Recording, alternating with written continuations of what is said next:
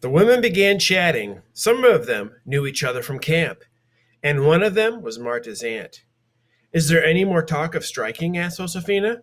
Things are quiet now, but they are still organizing, said Marta's aunt. There is talk of striking in the spring when it is time to pick. We are afraid there will be problems. If they refuse to work, they will lose their cabins in the migrant camps. And then, where will they live? Or worse, they will all be sent back to Mexico. How can they send all of them back? Asked Hortensia. Repatriation, said Marta's aunt. La migra. The immigration authorities round up people who cause problems and check their papers. If they are not in order, or if they do not happen to have their papers with them, the immigration officials send them back to Mexico. We have heard that they have sent people whose families have lived here for generations, those who are citizens and have never even been to Mexico. Esperanza remembered the train at the border and the people being herded onto it. She had been thankful for the papers that Abuelita's sisters had arranged. Marta's aunt said, there is also some talk about harming Mexicans who continue to work. The other women sitting around the circle pretended to concentrate on their potatoes, but Esperanza noticed worried glances and raised eyebrows. Then Hortensia cleared her throat and said, are you saying that if we continue to work during the spring, your niece and her friends might harm us? We are praying that does not happen. My husband says we will not join them. We have too many mouths to feed, and he has told Marta she cannot stay with us. We can't risk being asked to leave the camp or losing our jobs because of our niece. Heads nodded in sympathy, and the circle was silent, except for the sounds of the knives cutting the crisp potatoes. Is anyone going to Mexico for La Navidad? Asked another woman, wisely changing the subject. Esperanza kept cutting the potato eyes, but listened carefully, hoping someone would be going to Aguascalientes for Christmas. But no one seemed to be traveling anywhere near there. A worker refilled Esperanza's metal bin with another load of cold potatoes. The rumbling noise brought her thoughts back to what Marta's aunt had said. If it was true that the strikers would threaten people who kept working, they might try and stop her too. Esperanza thought of Mama in the hospital and Abuelita in Mexico, and how much depended on her being able to work. If she was lucky enough to have a job in the spring, no one was going to get in her way. A few nights before Christmas, Esperanza helped Isabel make a yarn doll for Sylvia, while the others went to a camp meeting. Ever since Esperanza had taught Isabel how to make the dolls, it seemed there was a new one born each day, and monas of every color now sat in a line on their pillows. Sylvia will be so surprised, said Isabel. She has never had a doll before. We'll make some clothes for it too, said Esperanza. What was Christmas like at El Rancho de las Rosas? Isabel never tired of Esperanza's stories about her previous life. Esperanza stared up at the ceiling, searching her memories. Mama decorated with Advent wreaths and candles.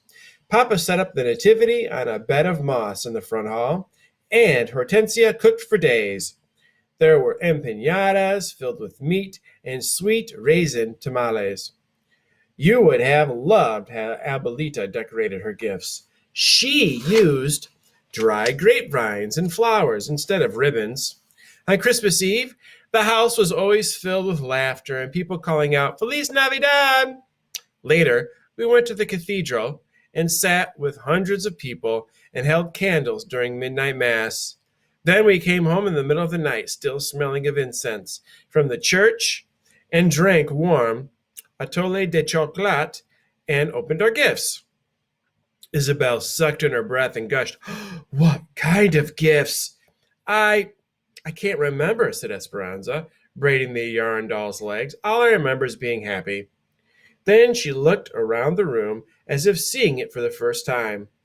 One of the table legs was uneven and had to be propped by a piece of wood so it wouldn't wiggle. The walls were patched and peeling.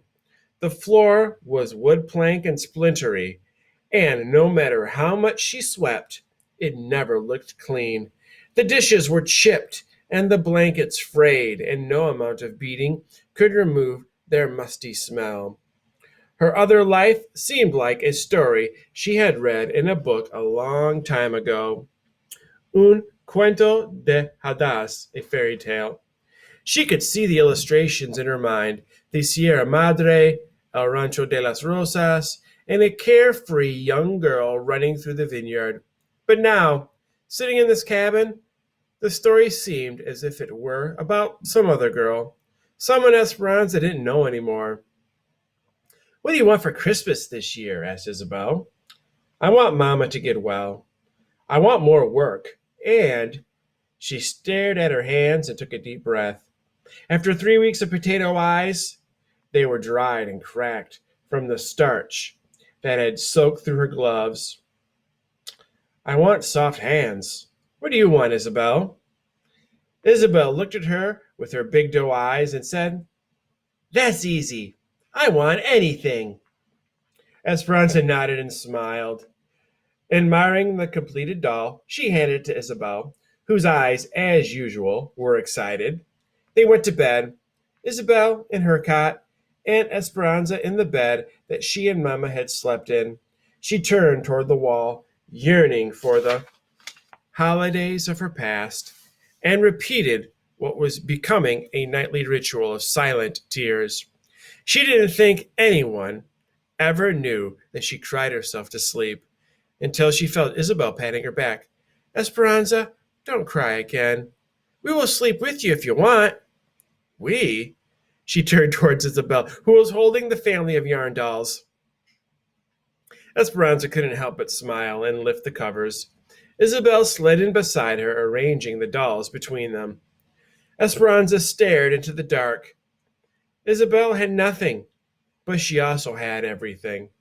Esperanza wanted what she had. She wanted so few worries that something as simple as a yarn doll would make her happy. On Christmas Day, Esperanza walked up the front steps of the hospital while Alfonso waited in the truck. A couple passed her carrying gifts wrapped in shiny paper. A woman hurried by, carrying a poinsettia plant and wearing a beautiful red wool coat with a rhinestone Christmas tree pinned to the lapel. Esperanza's eyes riveted on the coat and the jewelry. She wished she could give Mama a warm red coat and a pin that sparkled. She thought of the gift she had in her pocket. It was nothing more than a small, smooth stone that she had found in the fields while weeding potatoes. The doctor had moved Mama to a ward for people with long-term illnesses. There were only 4 other people on the floor, and the patients were spread out, their occupied beds scattered among the rows of bare mattresses in the long room. Mama slept and didn't wake even to say hello. Nevertheless, Esperanza sat next to her, crocheted a few rows on the blanket, and told Mama about the sheds and Isabel and the strikers. She told her that Lupe and Pepe could almost walk now, and that Miguel thought that Papa's roses showed signs of growth. Mama didn't wake to say goodbye either. Esperanza tucked the blanket around her, hoping that the color from the blanket would slowly seep into Mama's cheeks. She put the stone on the night table and kissed Mama goodbye. "Don't worry. I will take care of everything. I will be La Patrona for the family now." What does La Patrona mean, I wonder? Maybe it's the leader?